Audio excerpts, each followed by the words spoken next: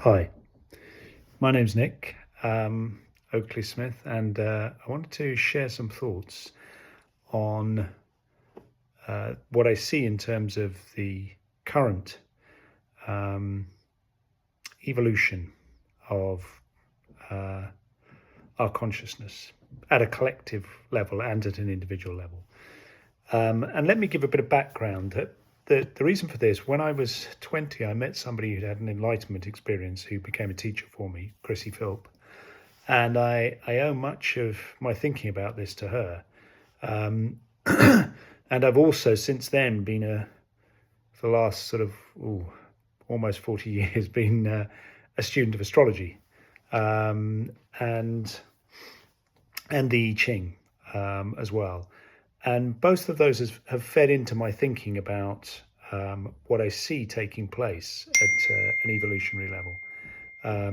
So I'm want to start by describing what I see taking place at a collective level.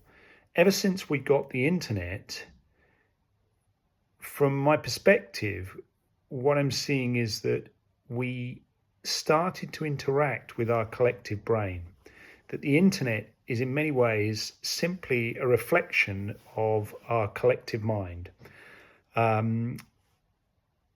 Buddhism, many traditions, spiritual traditions and others have seen the cosmos in terms of a cosmic mind with which we are interacting.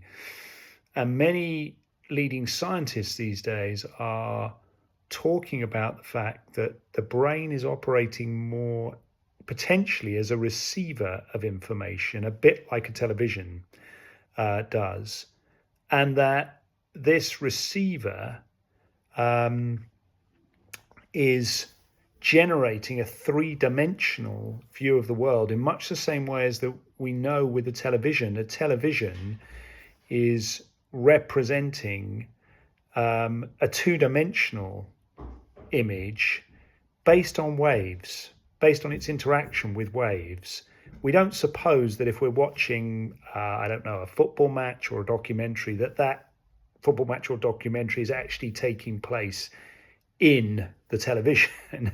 We know that the television is simply a receiver which is generating the images or a representation of the waves that we cannot see but we know are there.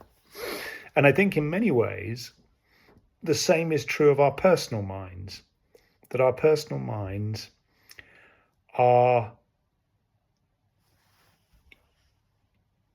generating a three-dimensional perspective based on thought.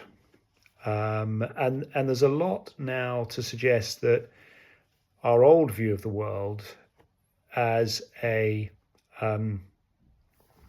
machine, that was our essential metaphor for understanding the world through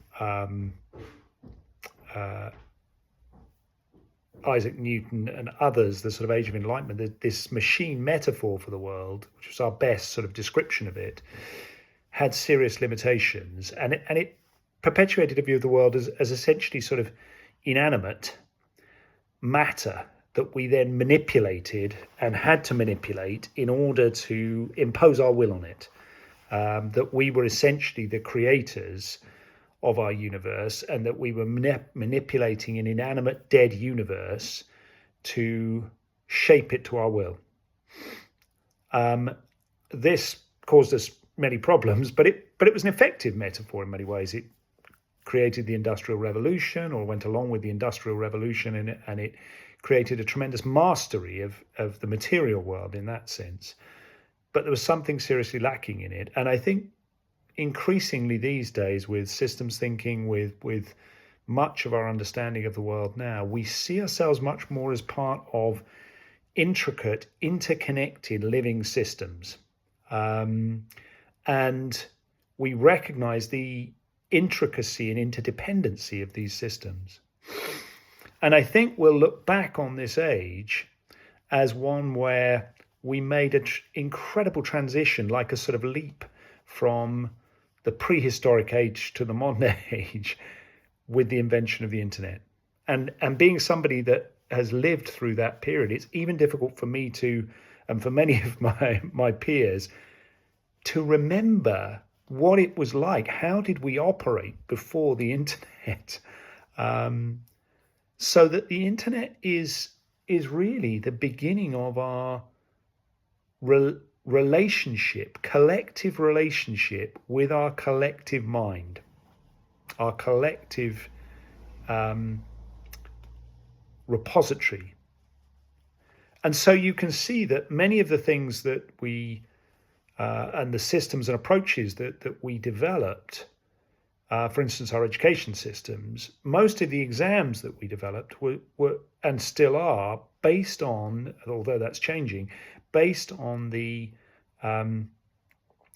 premise that memory and the retention of information is tremendously important for individuals. In the past, before pre-internet, your own ability to retain information, intelligence and respect for people was very much based on your ability to retain information. People were sort of revered for their expertise and ability to retain information. Now, if you put forward a view or information that your own personal brain has retained, people look on their phones, they check and they say, either you're right or actually you're wrong.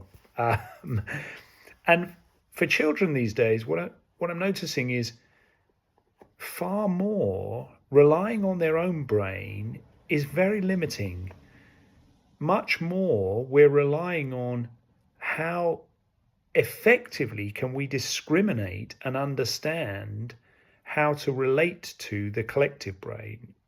And the collective brain in terms of the internet is very much a reflection of our individual brains, in the sense that much of the information that it contains is at times brilliant and wonderful, at times faulty and inaccurate and distorted.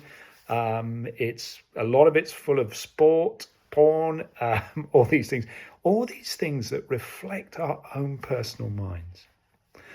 And I think in many ways what's happening for us in terms of our evolution in consciousness is that we are starting to come to terms with the fact that our collective mind reflects and is, or our individual minds are a reflection of the collective mind, and vice versa, that they are, that the collective mind is the same as our personal minds and is actually influencing or is connecting into our personal minds. And so you start to see at the moment, one of the things that I'm aware of with this, and I just wanted to put this into context as well, I think that we're also discovering our collective body, the Earth. Ever since we got off the Earth and were able to send pictures and stand back and not be as identified with the Earth, it's like a fish in water. Once a fish comes out of water, it suddenly understands what water is, in a way that it couldn't possibly whilst it was in water, because water was all around it. Water was all it knew, so it couldn't imagine that there was anything different from water. With the Earth, we've been able to conceptualize that over many years, that there is, that we can see there is something beyond the Earth. But when you actually step out, it's a bit like stepping out of your home or your own country. You see your own country for the first time. You understand your home, because you've been so identified with it up till that point, you haven't fully seen it. And I think the same is true with the Earth. As we've stepped off the Earth, as we've been able to disidentify with it, stand back from it, photograph it, see it, it suddenly becomes very precious to us. And we start to see that, like our own body, we might not have been looking after it terribly well, probably smoking too much, drinking too much, etc. But the response from us is that we now feel we feel the vulnerability of the Earth, like we feel the vulnerability of our own bodies. And so we're starting to explore our responsibility and relationship for the planet as our home, as our collective home and our collective body. And we're starting to explore the relationship we have with our collective mind. How much does our collective mind reflect us? And I recognize that with every evolution that takes place for human beings comes a tremendous extension of ourselves, and both good and bad. Many people feel that the internet, mobile phones, etc., that we're making, or they're making judgments about them. We're making judgments to say it's good or it's bad, or it has great potential or it's very dangerous, etc., etc. The truth is, of course, that all that these extensions do, same going back to when we invented tools like the axe. As soon as you invent an axe, the human capacity for positive and creative actions is extended. We can do things we didn't used to be able to do, that we can do them far more effectively, build things, create structures, build shelters, etc., etc. Lots of positive things and creative things we can do. Also, our ability to be destructive is extended. Our ability to kill each other and hurt each other more is extended. And of course, with each breakthrough or invention, there is this continual cycle where our potential for both good and bad, the human potential, is expanded, which of course, as some people point out, has dangers, as others point out correctly, has tremendous creative possibilities as well. So I think at the moment, what I'm noticing is that we are a bit caught in our first steps of interacting with this collective mind, in that, like our own personal minds, you begin to see, as Eckhart Tolle and others point out, Byron Katie's also very good on this, in saying that your real freedom lies when you begin to recognize, in the fact that you begin to recognize, or have the possibility of recognizing, that you are not your thoughts. So that you start to see your real freedom is not to believe in your own thoughts. Because many of our thoughts are coming from our limbic system, are coming from our heightened interest in drama and negativity. Because we have that survival instinct. The animal part of us wants to survive, so it's constantly vigilant for danger, and it's constantly interested in danger, and creates a drama out of that danger. And you can see, therefore, that at the moment, as this new potential of the collective mind comes, what we're really faced with and beginning to examine, whether we like it or not, is the extension of our own mind, so that we see that the media is like our collective mind chatter. It's like our personal mind chatter at a collective level. Its focus is on drama and negativity. If we start to believe that what the media tells us is true, we begin to feel genuinely that we are living in a world that is going to hell in a handcart. That the world really is depressing and awful, and terrible things are happening because the media is interested in drama and negativity. We don't hear every day, today, as in most days, the vast 99.9% of the world were really lovely to each other once again. You don't hear that. And even if you hear that, you're sort of less interested in that than the killing or the shooting or the whatever it might be that's happening around the world. So we really live with this sense that the world at the moment is a terrible place. And yet when you look at that and start to examine it, you see, well, what era would you go back to?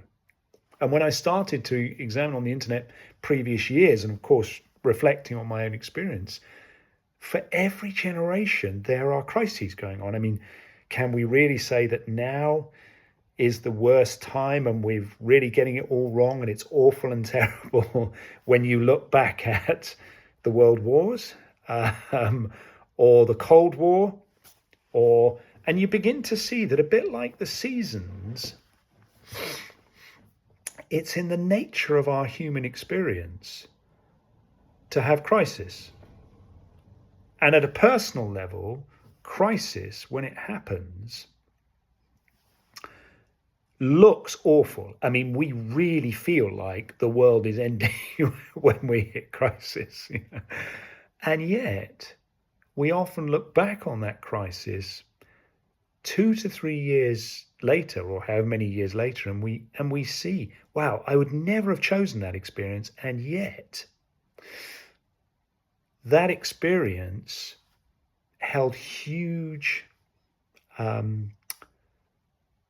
value for me. I learned so much, but we often don't see the learning until a later point, until the reflection at a later point, and we see what was emerging through that crisis, a bit like a butterfly coming out of a chrysalis, and for the moth, or for the caterpillar, it's death. The caterpillar's going to die. But out of that, like a phoenix from the ashes, to mix my metaphors a bit, comes some new awareness, some new understanding. In the same way that we recognize every year with the seasons that there is a crisis. We have the proliferation of spring and summer when we feel like we can't keep up with everything that is growing, and we're overwhelmed and it's all too much for us because we feel like it's going to last forever, and spring and summer will go on and we won't keep on top of everything and everything will get away from us. And we just don't have the capacity to deal with all that's flowering and emerging and coming forth. And then we hit autumn, and there's this built-in crisis every year when everything starts to die. If we didn't have the perspective of the seasons, we would feel like at that point, oh my God, the whole world is dying. The light is going. This is a disaster. What are we going to do? And winter would come and we'd feel like, well, the earth's dying. This is definitely death. The light's gone. Everything's dead. But we trust, because of the perspective that we have, no, there's a process, ongoing process of evolution here, that these are natural phenomena that are taking place, and they are essential to the process of change, of growth, that the seeds and roots, if we could see them during the autumn and winter, are actually mulching down, and the very death of all that's been so alive creates the conditions and nutrients for new growth, and the roots structure deepens over the winter, and in the spring, even though it's not been visible to us, we see all that was germinating beneath the earth. And I began to see it's very similar for people, that as I watched my children, I watched that they would have periods when it appeared like nothing was happening, that they weren't developing. And of course, all the parents, I remember as parents, you'd think, oh my God, my child's not developing, everyone else's child's developing, and so on. And there would be periods, when that was happening. And you began to see afterwards, no, it wasn't that nothing was happening. It was more like a period of autumn or winter when they were going inward. And there was a huge amount of internal development happening that, if you trusted it and didn't try to push against it, would lead to the next sort of flowering or growth. And I began to see the same in people's careers and lives, was that they would go through periods, as we all do, where it's very difficult, where they would have very challenging people to deal with, very challenging and difficult situations, and it would feel to them like winter.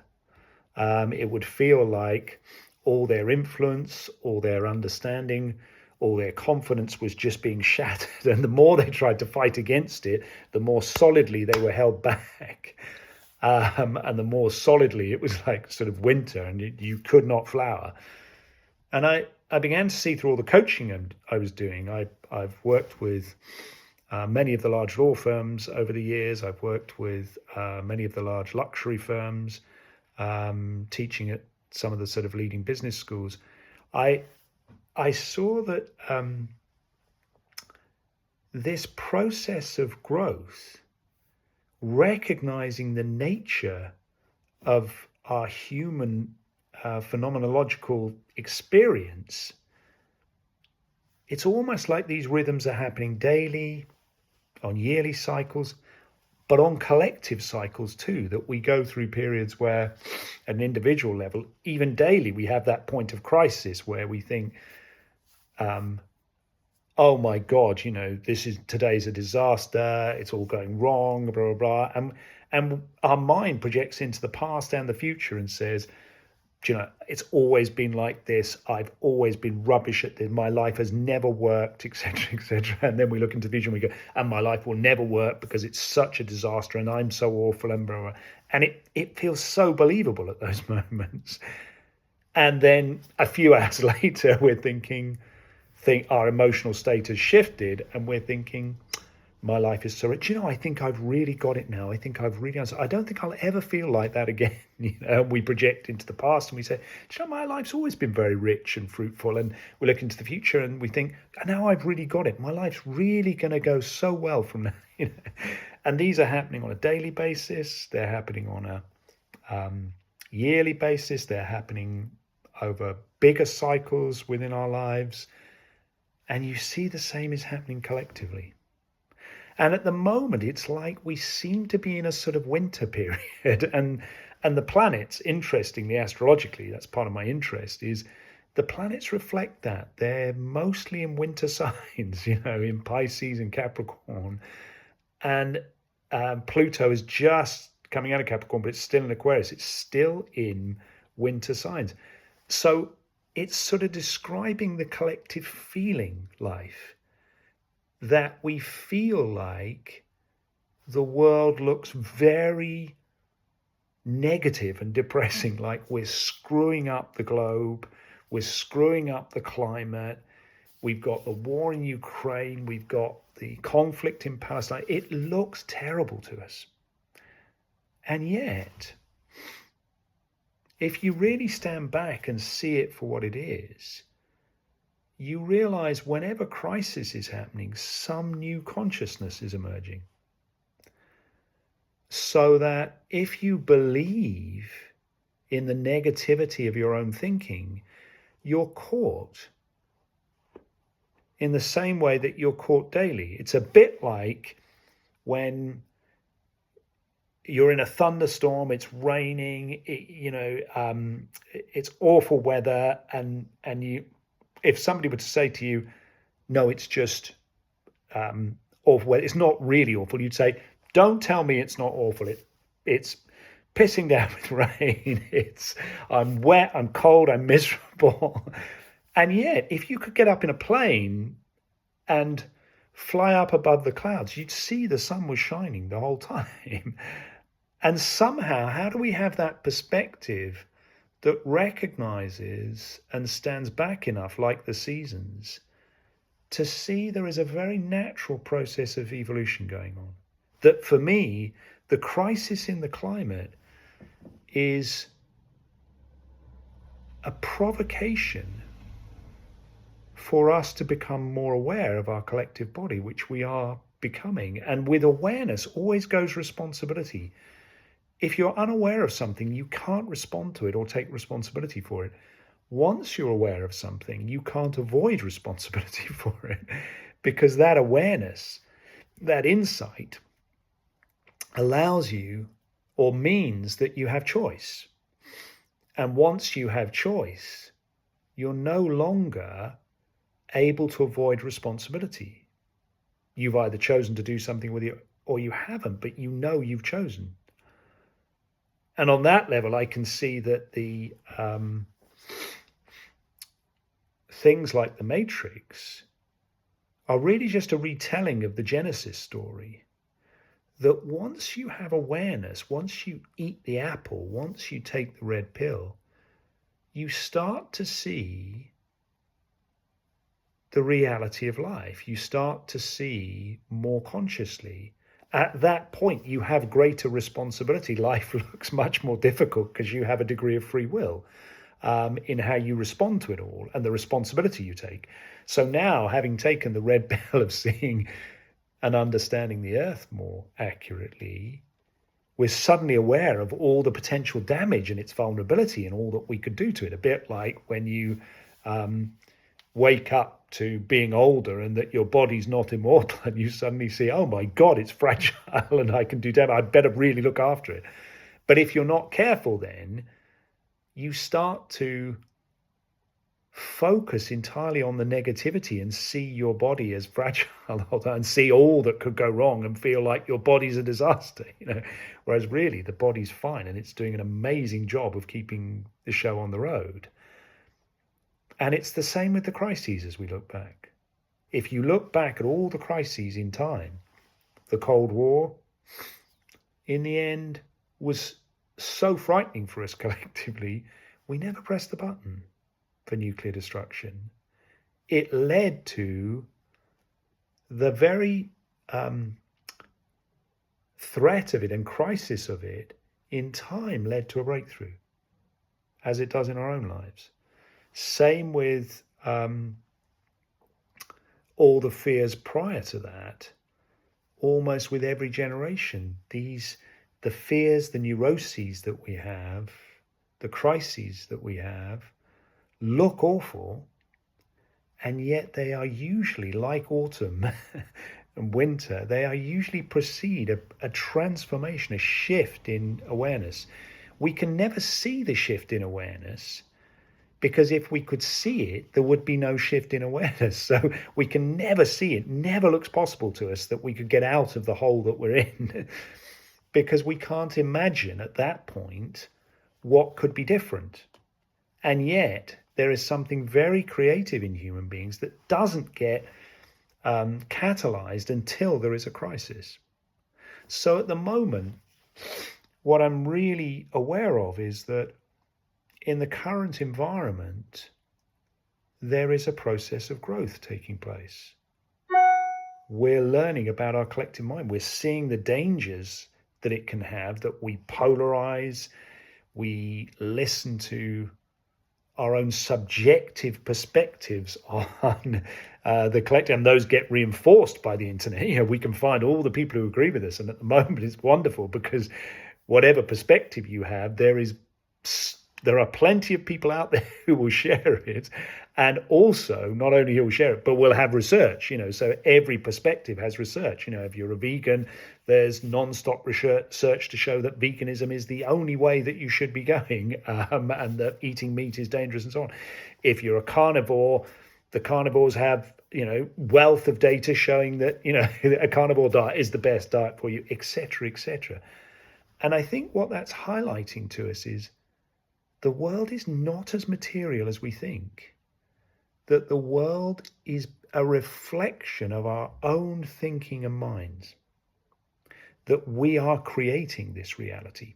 In the same way that once you really begin to see that trying to manipulate the external environment doesn't bring you the happiness, doesn't bring you the fulfillment that you want, that instead it is a recognition that if you focus on an understanding that it's only when you see things differently, when your own perspective changes, that the external world tends to reflect that change, not the other way around, that you start to find the answers. So today I was running a workshop with people, and it was so interesting, everybody talking about the same thing, which was, how much they'd spent their time trying to change other people, trying to change the environment, and that other people in their environment only changed once they stopped pushing to change others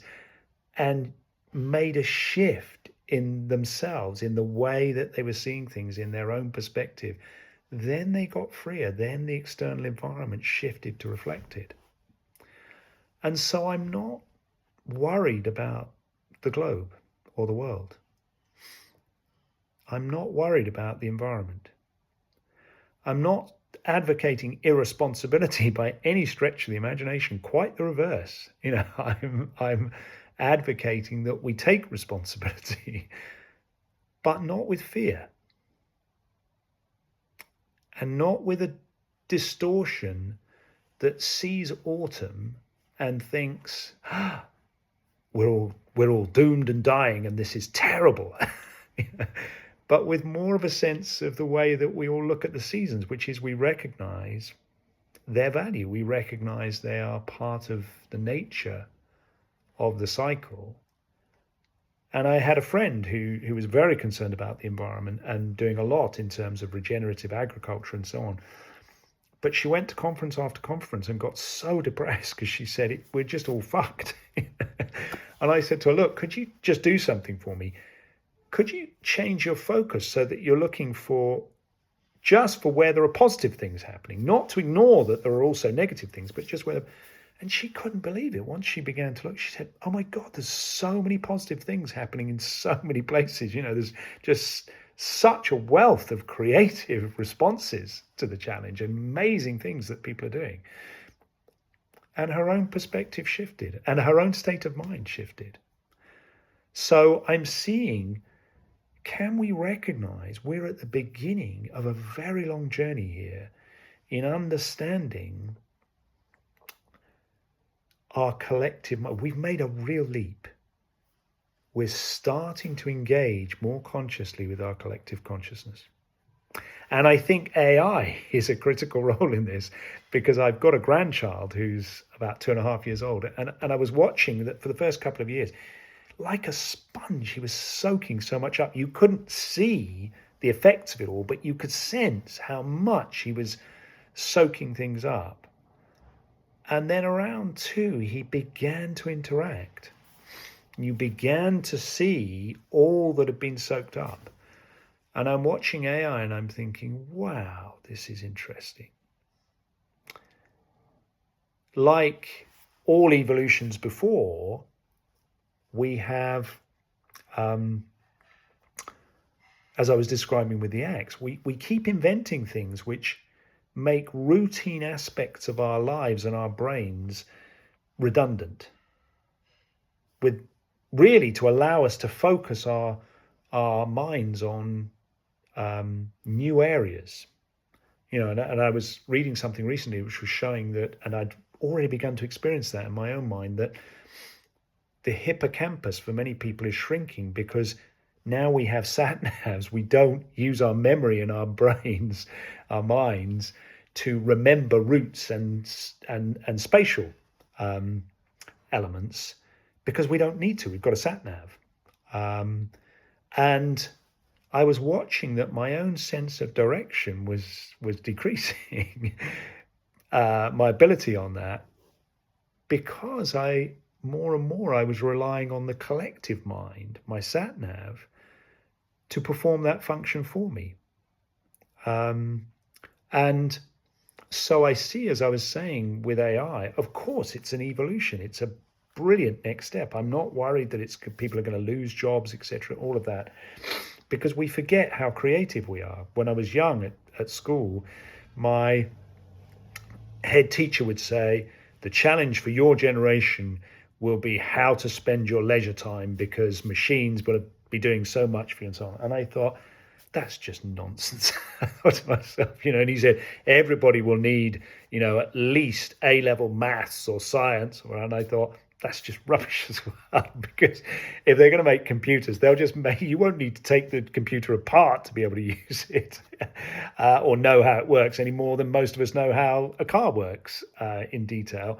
We design these things so that they make our lives easier, not so they make our lives more complex in that sense. I mean, our lives are becoming probably more complex in many ways, but they're also releasing more of our mind to be creative. And I always trust our creativity. I don't think AI will lead to a decrease in creativity. I think probably it will lead to an increase in creativity. And of course, when I went to a New Scientist conference on AI, what really struck me was that, of course, the point of AI is that in order to understand AI and to understand its implications for consciousness, we have to understand our own consciousness more deeply. So unlike I see many people thinking, we're not moving away from nature. We're moving closer and closer to understanding our real nature. And everything that's happening is at an individual and collective level is provoking us, manipulating and provoking us to evolve, to grow, to increase our understanding. Not that we might ever get there, but that we go further and further in evolving. And we're playing the most remarkable game.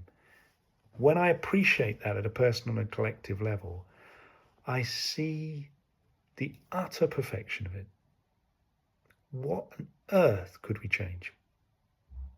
And I know people will say, but that's awful. How do you mean? Yeah, I mean, what about Ukraine? What about Palestine, etc., etc.? But when you really stand back, like your own life, to see that bigger picture of life as if it were an individual life, but over a much bigger span, you see that every city lives for thousands of years, and all the cells, all the humans within it, die off and are replaced by new humans all the time. And yet the city, some consciousness that is the city, or something that is the city, continues over those thousands of years. And so on that scale, you look at a Palestine and Israel, you look at a Northern Ireland, you look at those, and you see they're almost like bursting into collective consciousness to really face us into something difficult. You know, that sort of traumatic experience like autumn, to say, there's something for us to really look at and understand here. There's something playing out collectively that we have responsibility for. And so what I see is that at a collective level, the danger is that we forget our interconnection. That I'm seeing, for instance, if you look at the political sphere, you need the right and left. The right has its truth. The left has its truth. They both have their shadow. The Greens or the environmentalists have their role, in the same way that, you know, you want a part of you that's thinking, well, Nick, last week I noticed you had, 4 vodkas and 3 glasses of what you really need to look after your health. You've only got one body, but you want that sort of consciousness, that is caring for your body. But you don't want it to dominate, to become an obsession that starts to be telling you off all the time for everything that you're doing, or telling you, you're going to do. You need it in proportion. And you start to see the whole human race more as these amazing individuals, that we're all one, but we're all playing different roles. Some people are the right hand, some people are the left hand, and we're not in a position where the left hand says to the right hand, or the right hand says to the left hand, look, what are you doing? You're just crap. You don't do anything. I do all the work. What are you there for? And the left hand's busy saying, look at the right hand. How arrogant is that? It thinks it does it all. It thinks that, some of us are actually much more helpful. You need this supporting hand for you, but you're so arrogant you don't see that. The brain cells saying, well, we're the most important cells. The hand and the body, we could survive without you. But it's like, no, they're all part of one collective. The trick is, and I think we're starting to come to terms with that, is that how do you recognize that we are interdependent, that we're all one? And if you lose sight of that, you get very stuck in polarizing with people, and you get conflict and war and all these things. If you forget we're all one, we just, at a human level, at a consciousness level, there's really just one of us. You can love everybody then, really love them, because they're all you. And they're all wrestling with personalities and so on. And yet at the personality level, we're all different. We're all individual. And we're all bringing something unique. Like every cell in the body, we're all bringing something which is important to the collective. Um, and from that point of view, you start to see that you need all these conflicting tensions to create consciousness. That without conflict or tension, creative tension, conflict doesn't exist. If you are brought up against, if you bang your hand or you put your hand on a very hot stove or somebody says something shocking, bang, you become very conscious. You're knocked out of your unconscious train of thought to see something. And so you start to see you need all these creative tensions. And it's why at the moment we're wrestling with this whole issue of identity, because we're starting to see that our identity, all the identities we've taken on, if we rest in those and not in consciousness, we get very lost. That if we identify with our gender or our background or our ethnicity, etc., everybody starts to become other then. And that's not to say that we're not different genders and backgrounds, but this is what we're wrestling with in the diversity issue, is we're all different and diverse, but we're all the same. If you just do the difference bit, you get competition and conflict, and you see other people as alien and different from you. If you rest in the fact that we're all one, you see the wonderful nature of this incredibly complex, interdependent consciousness within which we live. You see the collective mind. You see that it's perfect. You see it couldn't be any other way, and that the constant creative tension means we're always navigating it, always adjusting. And if it became static, it would die. It would become stagnant. You need a creative tension in your life that you never solve. There's always a creative tension, the sort of middle way that you're always navigating, that as soon as you're in duality.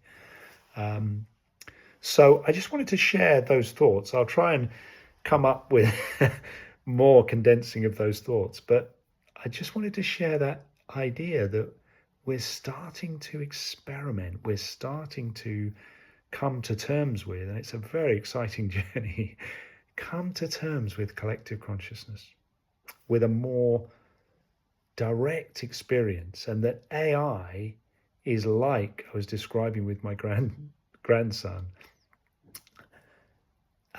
AI is that collective mind beginning, having soaked up all this information, beginning to interact with us, beginning to talk to us.